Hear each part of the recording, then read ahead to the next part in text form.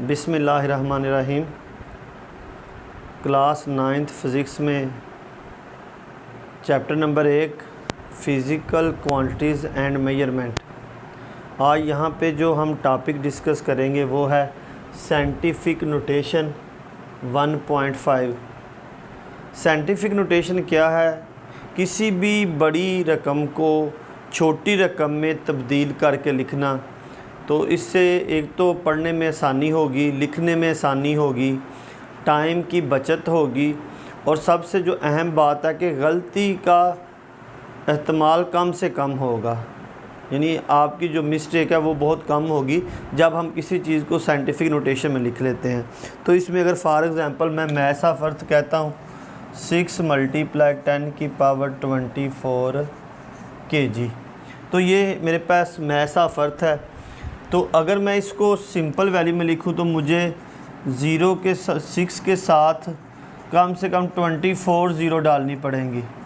तो जब मैं 24 ज़ीरो डालूँगा तो फिर इसको लिखते हुए ठीक है तो कोई मिस्टेक हो सकती है, गलती हो सकती है। तो इसलिए हम इस साइंटिफिक नोटेशन को इस्तेमाल करते हैं ताकि हमारे पास गलती की गुंजाइश कम से कम हो। जैसे आम अगर हम लोग देख लेते हैं कि मैं एक रकम लिखता हूँ 3 लाख यानी 38 करोड़ 40 लाख, ठीक है, 38 करोड़ 40 लाख मैंने ये रकम लिखी है।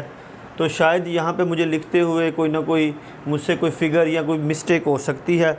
तो मैं इसको अगर साइंटिफिक नोटेशन में लिख लूँ तो ये हो जाएगा। अगर मैं इसको कैरी करूँ 1 2 3 4 5 6 एंड 7 प्लेसेस पे अगर मैं इसको कैरी कर लेता हूँ तो मैं लिख देता हूँ 3.84 × 10⁻8। अगर मैं इसको 7 तक करना चाहूँ तो एक फिगर पीछे कर लें 6 तक, तो जिस तरह मर्ज़ी इसको मैं आगे या पीछे कर सकता हूँ। तो इस अमल को हम साइंटिफिक नोटेशन कहते हैं। तो साइंटिफिक नोटेशन में जब हम कोई भी वैल्यू लिखते हैं तो इसमें या तो हमारे पास 10 की पावर जो होती है वो पॉजिटिव होती है या 10 की पावर क्या होती है, नेगेटिव होती है। मतलब फॉर एग्ज़ाम्पल अगर मेरे पास वैल्यू है 3 4 7 3 4 5, अब कोई भी वैल्यू तो इसके अगर हमें एंड पे देखें तो एंड पे यहाँ पे पॉइंट होगा, यहाँ पे पॉइंट नहीं है, लेकिन कोई भी रकम जब ख़त्म होती है तो उसके एंड पे पॉइंट मौजूद होता है। अगर मैं इसको लेके जाता हूँ, अब देखिए यहाँ पे मैं 1 2 3 4 5 6 7 मैं फ़र्स्ट नॉन ज़ीरो वैल्यू पे लेके गया हूँ इसको। तो क्योंकि मैं चल कहाँ पे रहा हूँ, यहाँ देखिए यहाँ से किस साइड पे मैं आ रहा हूँ, लेफ़्ट साइड पे। तो मैं लेफ़्ट साइड पे आता हूँ तो वो क्या होता है, फिर आपकी पावर क्या होती है, पॉजिटिव हो जाती है। 3.47 × 10⁻7। तो अगर मैं रकम वैल्यू मेरे पास है 0.00000642, तो अब अगर देखें तो पॉइंट के बाद मैं शुरू होता हूँ तो 1 2 3 4 5 6 डिजिट तक मैं चला हूँ। तो अब देखें मेरी डायरेक्शन कौन सी है, राइट साइड है। तो जब मैं राइट साइड पे चलता हूँ तो फिर पावर क्या हो जाती है, नेगेटिव हो जाती है, ठीक है। तो 4.2 × 10⁻6। तो यहाँ पे अगर हम लेफ़्ट साइड पे चलते हैं तो पावर पॉजिटिव और अगर राइट साइड पे चलते हैं तो पावर नेगेटिव होती है। पीछे हमने प्रीफिक्सेस में पढ़ा था कि प्रीफिक्सेस में एक शर्त होती है कि फ़र्स्ट वैल्यू जो हो वो नॉन ज़ीरो हो। ये यहाँ वहाँ पे प्रीफिक्सेस में लाजमी है ये अमल, लेकिन साइंटिफिक नोटेशन में फ़र्स्ट वैल्यू जो है वो कई जगहों पे हमें ज़ीरो को भी फ़र्स्ट वैल्यू कंसीडर करना पड़ता है। तो साइंटिफिक नोटेशन में वो अमल लाजमी नहीं है, यानी प्रीफिक्सेस में पहली वैल्यू का नॉन ज़ीरो होना ज़रूरी है, जबकि साइंटिफिक नोटेशन में ज़रूरी नहीं है कि हमारी पहली वैल्यू जो होगी वो नॉन ज़ीरो होगी। तो अगर इसी की आगे एक और हम एग्ज़ाम्पल देख लेते हैं, साइंटिफिक नोटेशन में एक एग्ज़ाम्पल आगे मज़ीद फर्दर पढ़ लेते हैं कि अगर मेरे पास वैल्यू है 37420, अब इसको मैं अगर मैंने 1 डिजिट आगे चलना है, यानी 1 डिजिट मैं लेके आगे चलता हूँ 1 डिजिट पे, तो फिर मैं लिखूँगा 3742 मल्टीप्लाई 10 रेज़ की पावर 1। अगर मैं 2 डिजिट चलता हूँ आगे तो फिर मैं लिखूँगा 374.2 मल्टीप्लाई 10 रेज़ की पावर 2। अब मैं 3 डिजिट आगे चलता हूँ 37.42 मल्टीप्लाई 10 रेज़ की पावर 3। अब मैं कितने डिजिट चला हूँ 4 डिजिट आगे, तो 3.742 मल्टीप्लाई 10 रेज़ की पावर 4। अब मैं 5 डिजिट आगे चलता हूँ, ठीक है, तो वो हो जाएगा 0.3742 मल्टीप्लाई 10 रेज़ की पावर 5। क्योंकि 3 के आगे कुछ भी नहीं है तो फिर यहाँ पे क्या हो जाएगा 0, ठीक है। तो इस तरह आगे मैं फर्दर मज़ीद भी चल सकता हूँ।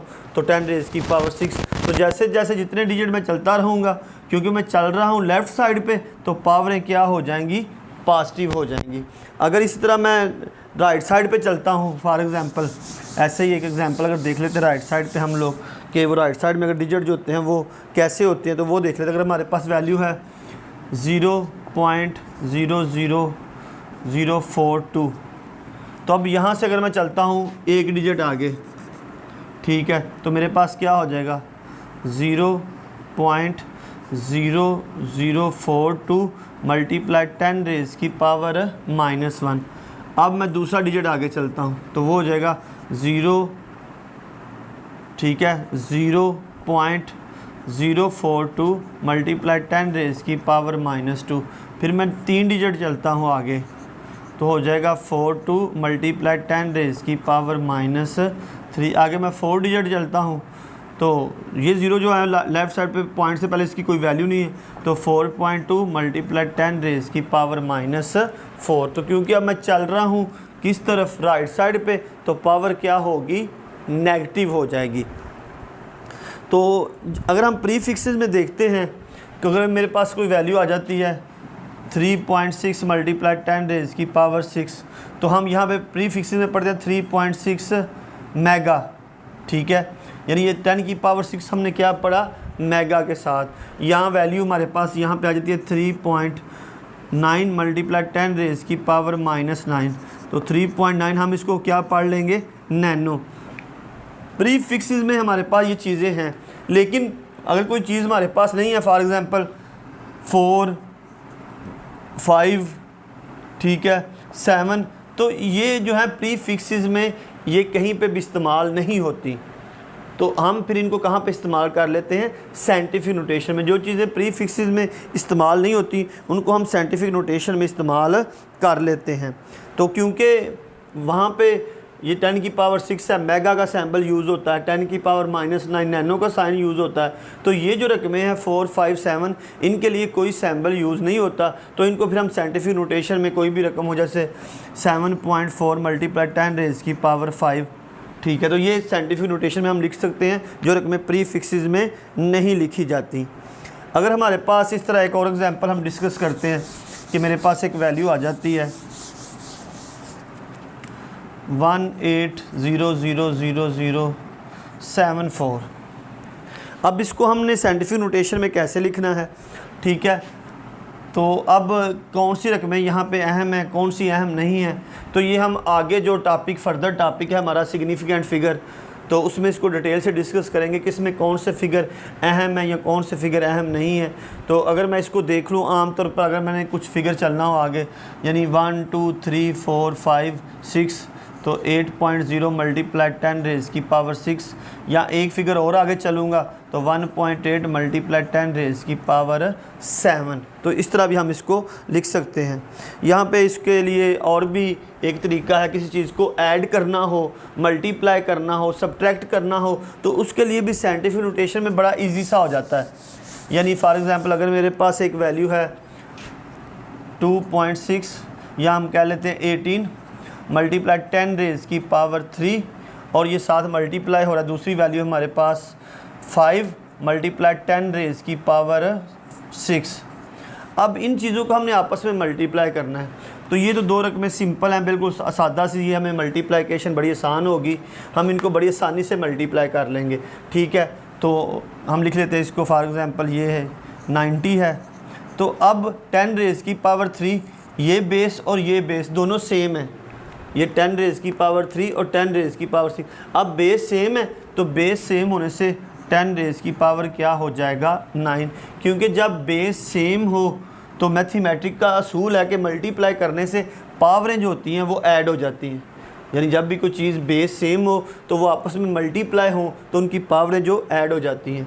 यहाँ एक और है हमारे पास 7 मल्टीप्लाई 10 रेज़ की पावर -3 और दूसरा है 4 मल्टीप्लाई 10 रेज़ की पावर 6। तो अब इन चीज़ों को कैसे हमने देखना है। अब 7 और 4 तो बिल्कुल इजी मल्टीप्लिकेशन है, कोई इशू नहीं है। तो मल्टीप्लाई 10 रेज़ की पावर -3 प्लस 6, ठीक है। अब ऐसे लिख लें, या 28 मल्टीप्लाई 10 रेज़ की पावर 6, अब प्लस ही होंगी तो साथ साइन किसका यूज़ होगा, माइनस का। प्लस माइनस क्या होता है, -28 मल्टीप्लाई 10 रेज़ की पावर 3। तो हमें साइंटिफिक नोटेशन में ये भी फ़ायदा होता है, एडिशन, मल्टीप्लिकेशन, सब्ट्रैक्शन में भी हमारे लिए बड़ी आसानी होती है और हम बड़ी आसानी के साथ इनको ऐड, मल्टीप्लाई और प्लस कर सकते हैं। यही हमारा आज का आर्टिकल था, साइंटिफिक नोटेशन।